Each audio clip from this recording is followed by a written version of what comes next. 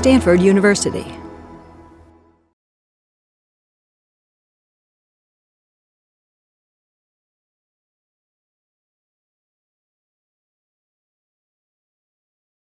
Nice to see many of your faces coming up on the Zoom.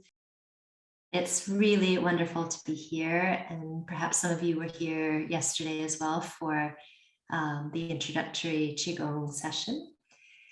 And if you're not familiar with me, I'm Mimi Kuo-Deemer, and we're going to be doing a Qigong practice based on the fire phase or fire element in Chinese medicine and Qigong. Often when we think of the heart in our language, in English language, we think of qualities of a loving heart, a warm heart, an open heart, a strong heart, or a heart that's been broken, a heartache, different things that we can conjure through the image of the heart. And in Qigong and Chinese medicine, what we're going to explore is the theme of a calm heart. And a heart that's calm is also believed to be the most ideal ruler or sovereign to govern the queendom or kingdom and empire of the body. So very often, just to say in the Western sort of narrative that I've been handed down through story, there is a bifurcation of the head and the heart. Our Cartesian thinking has led to this idea that there's a trustworthy thinking head and a more untrustworthy emotional heart. But in Chinese, Xin is the word for heart, and that often can be interchangeable as the mind or the heart, Xin, and often it's just thought of as heart-mind. And in that sense, as the ruler, the heart is more than a separate entity. It's not separate from the mind. It's working in collaboration and in conjunction, cooperation. Therefore, I think it's stronger. And a lot of research now in neuroscience and showing that there's more information, neurological messaging going from the heart up to the brain than there is actually from the brain down to the heart. In Chinese medicine, it's the cognitive and psychological and emotional seat of our awareness. So in our Qigong form and practice today, we'll do some movements and practices that can support this idea of a calm, tranquil heart. And that can hopefully also support our ability to make wise, informed, compassionate decisions within the landscape and environment of our body. So please come up to stand. And I'm also going to offer seated practice if that works better for you today. Everybody feels different every day, and sometimes I even just decide to sit down and do my Qigong more intentionally without using the strength of the legs so much as just moving the energy through the upper body. So if that appeals to you, please do feel free to use the chair, and I can give examples of how that can unfold if you so choose to work that way.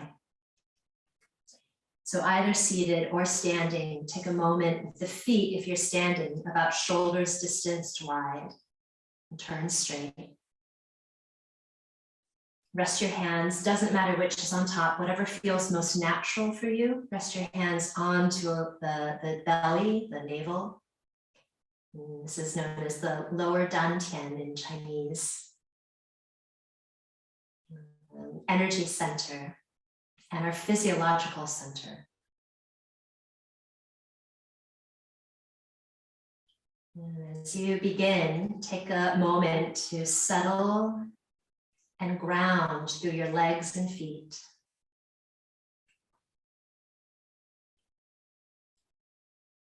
You have the heart that's beating next to the left lobe of the lung in your body. In Chinese, though, they also say 手心,脚心. 脚心 means the hearts of your feet. At the centers of the balls of each foot, just imagine there is also the heart of a foot. So that as you stand with the feet on the earth or the ground, can you meet the earth with the intimacy and tenderness and connective qualities of the heart? 手心 means the hearts of your hands, the very centers of your palms. If you let them also touch, whatever they touch, with the same connectivity, intimacy, tenderness of a heart. See if that shifts your experience of standing or resting the hands on the belly. To know that the hearts of the feet and hearts of the hands are what meet the ground and meet the skin.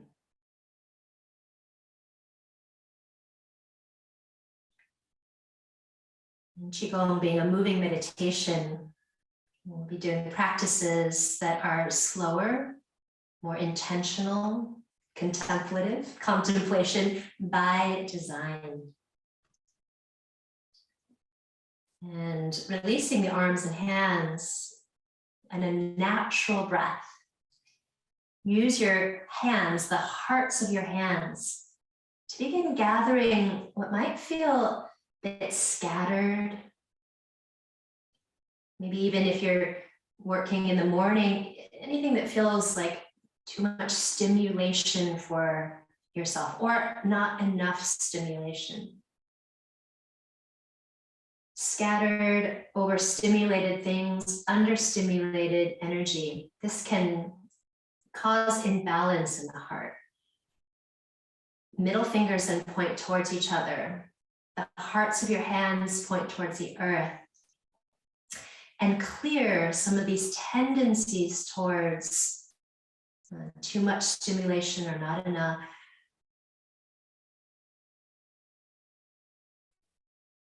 It can be manifesting in different ways for you on different days. And then the same movement, a different intention. Please gather what feels like it's a warmth, a connection, an openness, and a sense of calm. The hearts of the body, all five, really resonate and respond to calm tranquility and fill into the space you earlier cleared with this calm tranquility.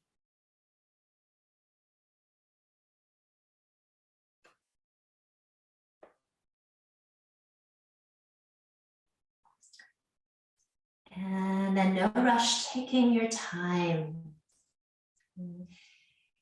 Gather once more what you have just filled, the capacity for a calm tranquility. When we are calm and tranquil, we might make better decisions that are founded and sprung from compassion and greater awareness or inclusivity, and seal this in, this calm tranquility of the heart.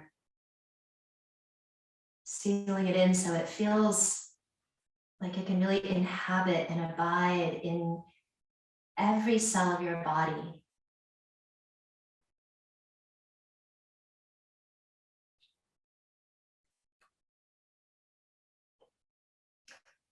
Let that complete in its own way. And if you're not used to standing on the feet for more than a few minutes at a time, you're always welcome to do what we're about to do. Just let the hands rest behind the back body, holding one wrist with the other hand, and circle on your feet. And that massages the hearts of your feet. And we also don't want the hearts of the feet to feel unnecessarily taxed and burdened. But over time, the legs and the feet can get a acclimatize to standing longer, circle the other way. If there's a strength in our heart, in all of the hearts of the body. And that strength really comes through this generosity, kind attention, a more intimate meeting of whatever is arising moment to moment. And we'll release. And the hearts of the hands are also referred to in Chinese medicine as the working palace point, the pericardium, the center of the palms. They're known as spirit points, where we can bring in energy and also give out energy. So just focusing pretty much at the centers of your palms and the hearts there. We're going to take the hands and massage some of the key meridian pathways in the body. So this first one is sliding the hands down from the top of the chest to the top of the pubic bone. This is a wonderful way to bring a sense of reassurance and calm to our nervous system. For some of you who may be familiar with the vagus nerve, this is the pathway from the brain down through the central line of the vagus nerve.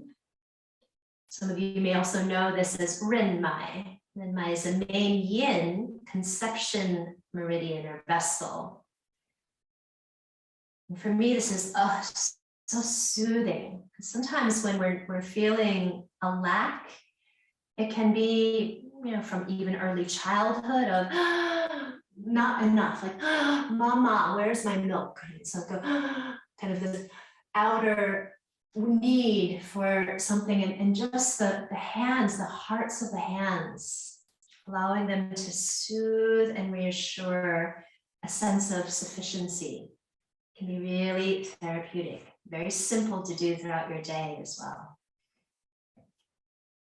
And from here, we're going to take that same gentle movement of the hearts of the hands down the inner arms. So we'll start, I'll mirror you, right hand on left inner arm down to the palm and fingers. And this pathway is home to the heart meridian, the heart protector, the pericardium, and also the lungs, working very closely with the heart. So again, breathing is natural, and just imagine the warmth and intimacy of your heart, bringing a calmness to the flow of energy down that inner arm. And all the meridians gently stimulated by this movement. And for your heart, so fire organs, the heart protector, and then the lungs. Do the same with the other side. So in your own practice, you can do between 3 and 9 strokes down the arm. Very gentle. Again, the heart of your hand meeting these organ and meridian pathways of your body. Creating connectivity. Fire is very much about connection and warmth and joy and love. And then finishing the arms, will bend down. And if you're seated on a chair, you can still do the same. You're just sitting on the chair and taking the hands to the arches of the feet, and then sliding the hands up the inner legs, all the way up towards the groins. And these are the pathways, part of the pathways for the meridians of the kidney, liver, and spleen. These are the yin organs, same with the inner arms. Yin organ and meridian pathways flow along the inner aspects of the legs and arms. It's really just a gift to move the hearts of the hands along energy lines of the body for me. And you might just note how this feels for you. Maybe even close the eyes for 3 more rounds of gentle stimulation. Natural breathing.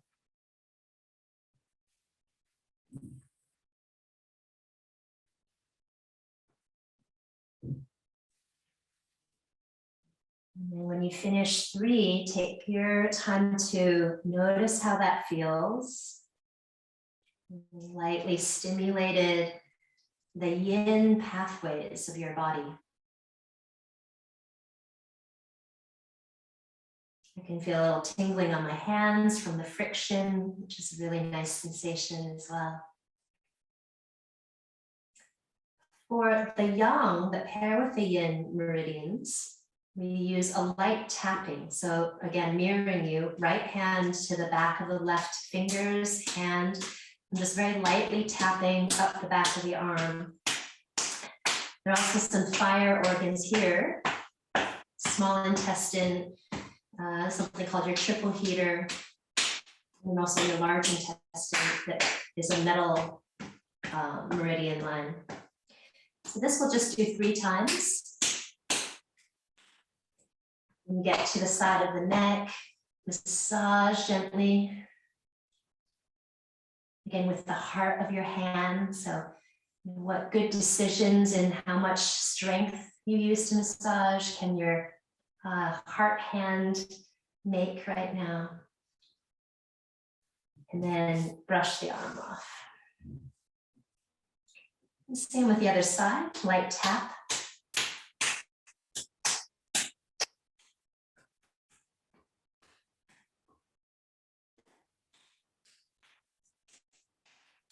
The yang meridians can get stimulated by this little bit of tapping, which is good for what they do. They move the energy and charge from the yin organs. So then massaging after 3 taps up. Again, just checking in with what is the effort level that the shoushin, the heart of your hand makes. Can it be gentle, calm? And then brush the arm. Then hands make very gentle fists, almost as though you could have a baby bird inside that you wouldn't want to strangle or crush. So very gentle fists. And lightly tapping down the center outer thigh, so part of your stomach meridian, to the outer shins, ankles, and feet. And we'll do that 3 times, tapping down. Stomach meridian relates to the earth element. And stimulation there. And then the outer legs. This is part of your gallbladder meridian. So down the outer edges of the thighs and outer shins to outer ankles and feet.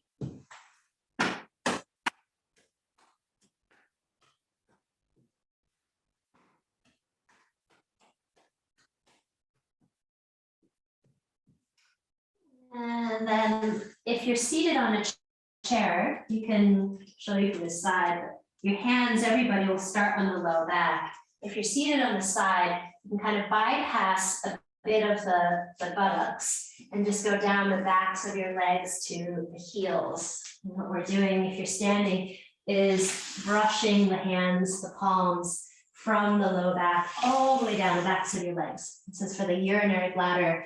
I like to do a few more of these. Urinary bladder is about toxicity release. And I like to feel I can let some of the toxins in the body flow out. And finishing. And again, standing for a moment, noticing how that feels. And the last thing we'll do is for the main yang meridian, moving up from the forehead. And you can just use the tips of the fingers to lightly tap up the forehead, the crown of the head, coming around the back of the head and skull to the back of the neck. Skip around to the mid-back or the center spine of the back, down to the sacrum and tailbone. And you do that twice more, just tapping up This is the main yang governing vessel called the Zhumai. Tapping down. Center spine is the pathway, all the way to the tailbone.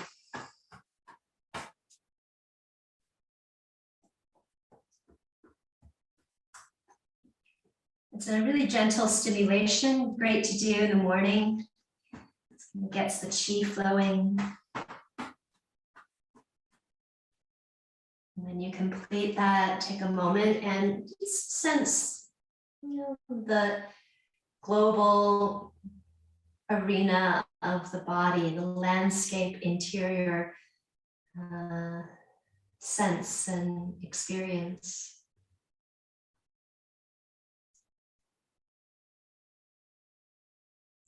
And then rest the hands back to the lower dantian, and we'll take a breath. Reconnecting now to the heart and that soft intention of calmness for the heart, as well as the hearts of your feet and the hearts of your hands. Release the arms by the sides, and we'll stand for just a minute or two in what is known as Wuji, emptiness stance.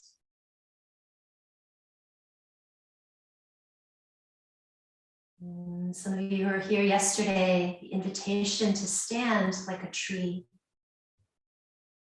pine tree rooted into the earth, rising towards the sky, but relaxed and spacious and open like a pine tree and hair, so also aligned between the feet on the earth and the head towards the sky, zheng. And also sinking the qi, so you feel grounded, easeful, rooted.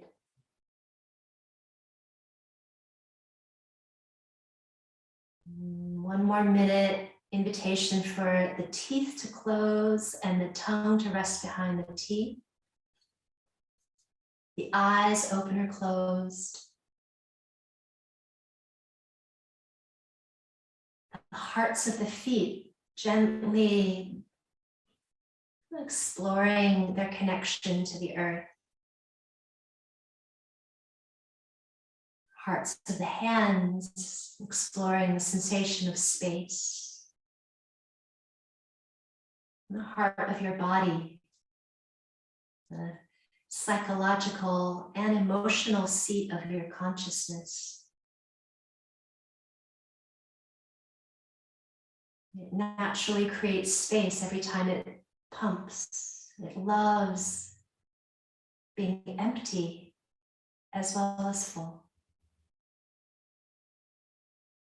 Its innate quality is to both be empty and full.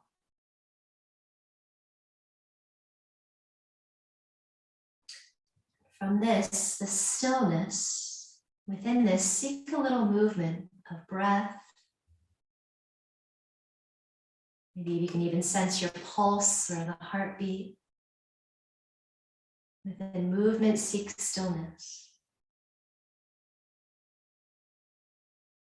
We say that's true stillness, or within stillness rather, seek movement, and that's true stillness. 静中求动，这是真静。And then, as you slowly move, seek the stillness. Cross the arms, the natural breath. Lift the arms, inhaling towards the sky, like you're taking a t-shirt off. Exhaling, the hands apart, palms facing out, the hearts of your hands moving out, knees can soften. Continue, this is called cross arms, but it's also known as separating clouds. And exhaling out and down. Now follow your breath rather than my tempo or rhythm. Maybe knowing the movement pattern now, let your in-breath be the length of the lift and your out-breath be the length of the release. And with your intention, guide it so that it visualizes the feet on the earth, rooted and steady, but the arms up at the level of the clouds, where they can very poetically, but impossibly, separate clouds from either side of your body.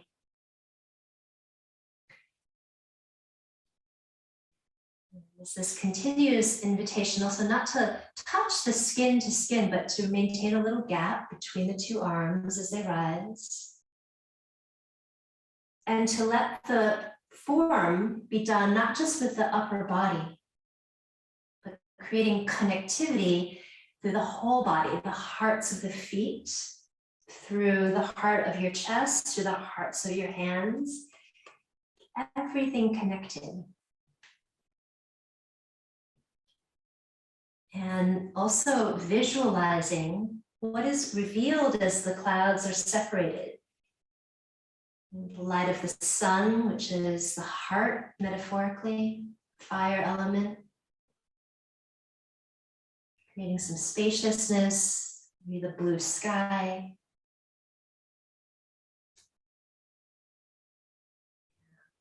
We'll do 3 more.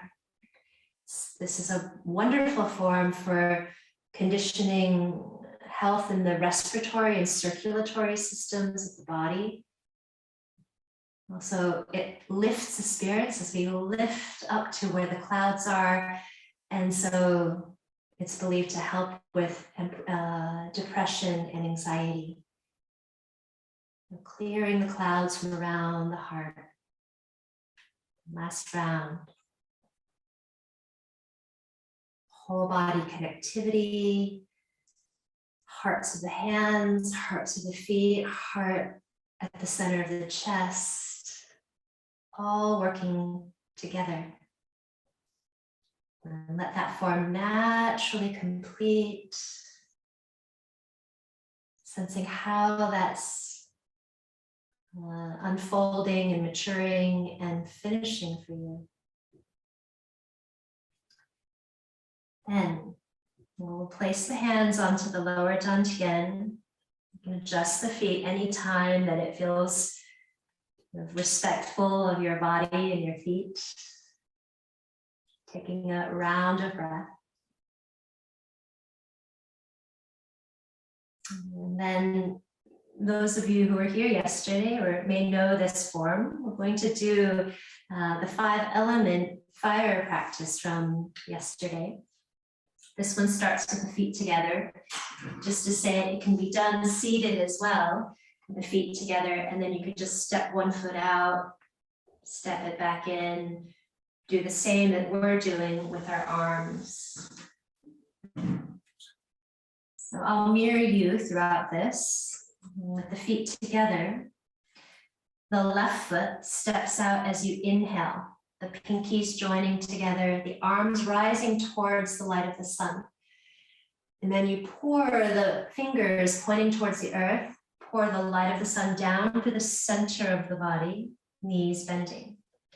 Inhaling, the arms open to the sides, knees straightening. Exhaling, the arms release as the foot steps back in.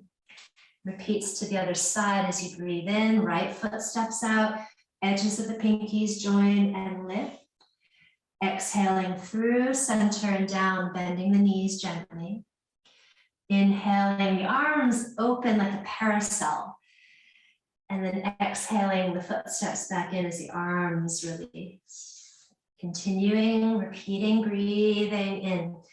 So you can really gather qualities of fire element to support that calm, tranquil heart. Breathing in, open. Breathing out, releasing. And sometimes the heart, though, for very understandable reasons, feels a bit crowded. There's a lot going on in our lives. It feels lots of stimulation. And it's the job's heart to govern and rule. So of course, it's going to want to take part and make sure everyone and everything in the body is doing okay. But sometimes the heart doesn't realize when it's taken on a bit too much, and then it feels suddenly burnt out, a little bit anxious, nervous, scattered. And fire energy is very easily ignited like a match that you strike. And if there's nothing to catch the match's flame, the flame goes out quickly. It's the same with fire element energy in our bodies. We want the fire to be able to burn steadily, and the heart to be able to take on and metabolize all the different experiences of our lives with compassion, with a sense of spaciousness, a sense of good decision making and authenticity. But in order to do that, we need to respect, what is the heart? How does it do this job best? Well, when things are calm and tranquil, rather than when there's too much stimulation, too much going on, too much overcrowding. And so for the next few rounds, what can you do to offer the heart less of that overcrowded capacity, more ease and space, calm tranquility to govern and rule through the body? Learning how we can move through life without, with joy and with excitement and connection without the burnout. One of the lessons that the heart and good fire energy can teach us.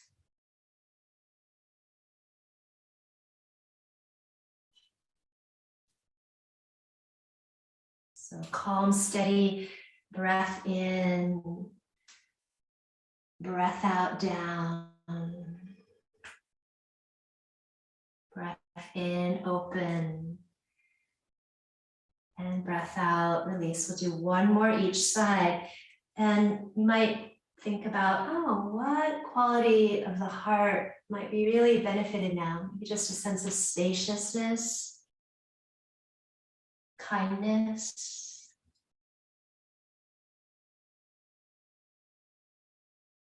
And then let the warmth of the sun, the buttery light of the sun, also help facilitate some of those qualities of warm connection, intimacy, care. Qualities that really come forward when the heart feels balanced. And then, very understandably though, our hearts are fragile. So you might just gather, if the heart feels a bit quiet or stressed, you might just gather the faith that the heart knows and can very gradually and gently re-establish the calm centeredness that it seeks and longs for. And fill this into the home of your body.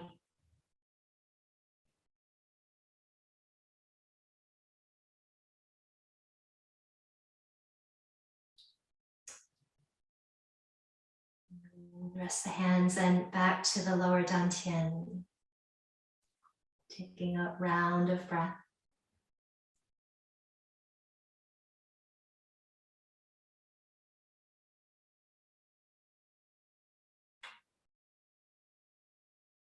And then we'll do a couple more fire-focused practices for this calm heart. And one of them is one of my favorites, actually. It's called Heart Chi. The hands, I'll just come closer to show you, they come into what's known as a lotus shape, a lotus form. So the thumb edges and then the pinky edges join, the other fingers open out like the petals of a lotus flower.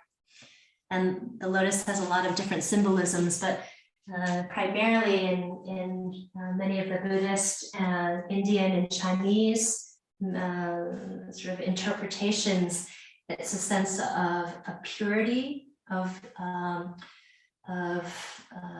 perseverance, of growing through the mud and displaying the beauty of a simple flower, growing from the darkness of pond water to the surface. But I kind of evaluate the emphasis on light as good and dark as difficult.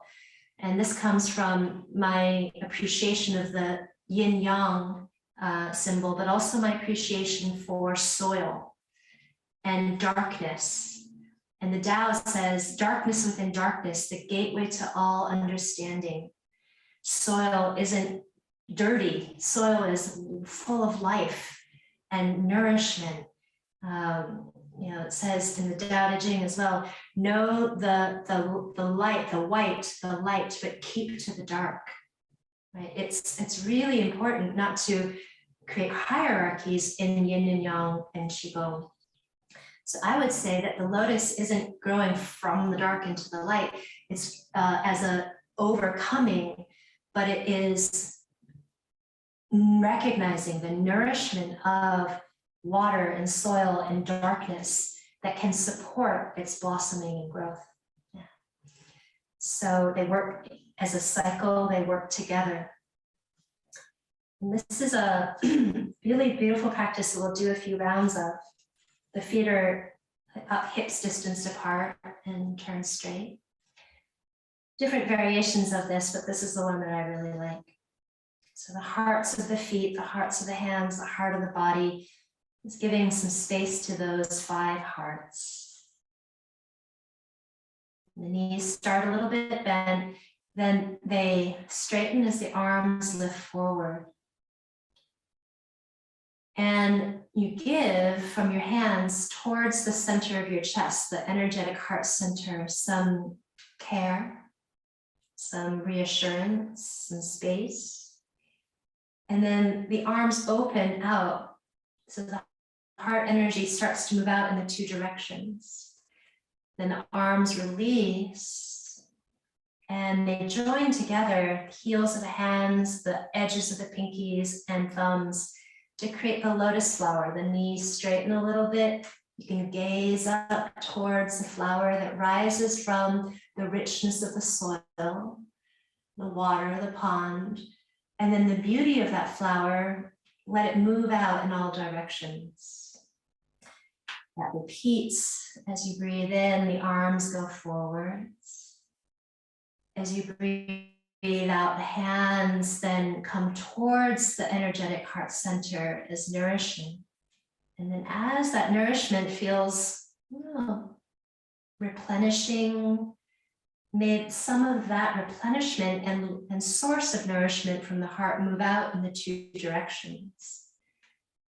And then may that grow something of beauty from the darkness of the soil, the richness of the soil, up towards the sun as the flower. And then may the beauty of that flower move out and spread out in all directions. So we'll continue. And I would invite you to breathe in and then with your intention, breathe out, giving gifts to your heart that might support it feeling calm and tranquil, and therefore receptive and maybe capable of being that ruler that's ruling less from overstimulation, burden, burnout, and more from a place where beauty, compassion, generosity, love might bloom and move out as beauty into the wider field of your life. So we'll do 3 more rounds together. The hearts of the feet, the hearts of the hands, the heart next to your left lung. What can these 5 hearts cultivate as this wise ruler of the body? And what might you start sharing out as gifts or beauty into the world?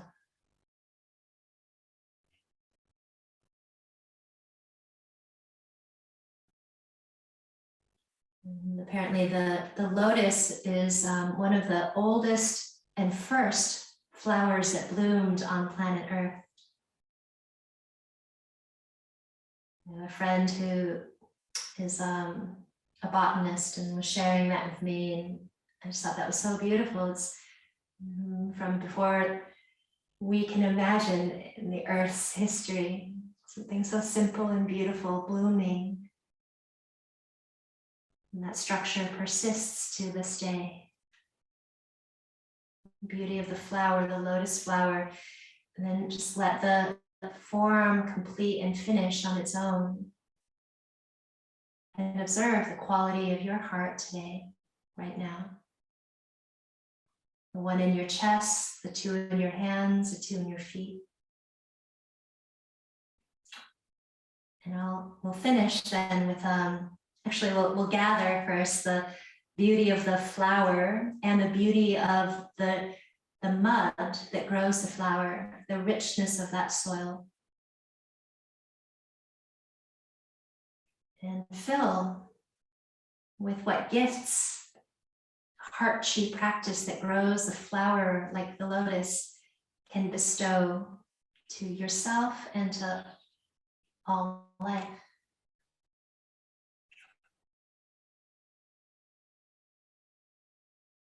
And rest the hands once more back to the dantian. Take a full breath.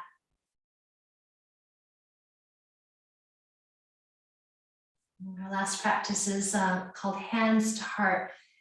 Again, you can do this seated, you can do this standing, you can adjust the feet. You take the 2 hands, the hearts of the hands out in the 2 directions. Knees are soft. And whatever qualities, again, might support this calm heart, you bring them in from the 2 directions, one hand, then the other, and rest both towards the center of the chest as your chin lowers down. Fire energy, heart energy is also reflective of a maturing of wood and springs growth. When in balance, it feels very mature and warm as love.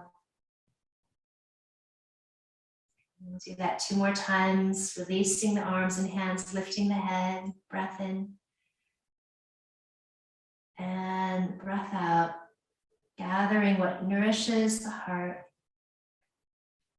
in its calm tranquility. Head lowers down. And then last time.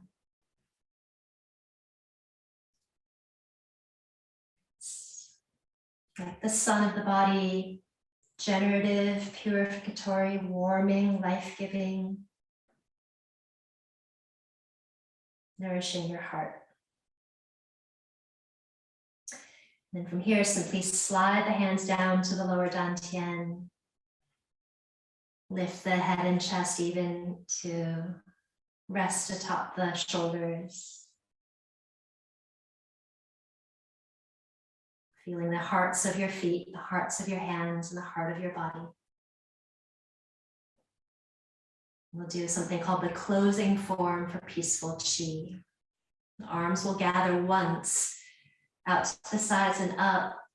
Any benefits accrued from today's practice that can reside in you as peaceful Qi.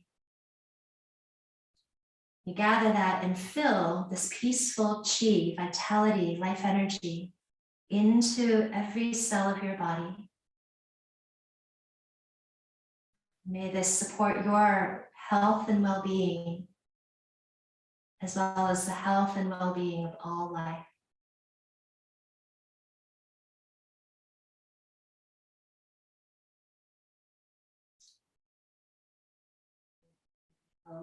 Complete with the hands on the dantian, steadying,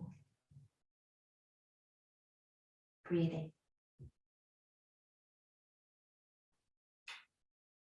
Thank you very much for being together this morning or afternoon, depending on the time zone you're in. Just so nice to actually see some of you. Yesterday was a webinar. I wasn't able to engage as much, but really nice to see some of you practicing together and connecting, people around the world like this. So really beautiful to collectively cultivate calm hearts together. I'm happy to spend a little time if people have the time or they have questions. I'm happy to stick around a little bit. Mimi, if I may share 3 questions that have come in through the chat, and I'm happy to repeat them. One is there a best time of day to practice? So on the whole, mornings are always great, but I know from people's schedules, I also know from reading different texts that even some Taoists believe that, the best time of day is at midnight for certain practices. So I think it can vary. And I think the most valuable thing I would say is, 1, be realistic about when it fits into your schedule. If it works in the morning, wonderful. And then 2, trust your biorhythm. Okay? There are benefits to practicing in the morning in terms of the circadian body clock, the Chinese body clock. There's also benefits to practicing between the hours of 5 and 7 p.m. according to the body clock. It's a kidney time. So there's different things that you can look at as resources, but I think better to practice at 2 in the afternoon if that's when it works for you, than not to practice at all. But if you can practice in the morning, great. And if not, early evening is also really nice. Maybe if you try midnight, you might have great success as well. I'm not sure. Thank you. The other question is regarding the emptiness stance. Someone would like to understand what is being referred to with the word empty. So it's a good question. Wuji is the term for empty.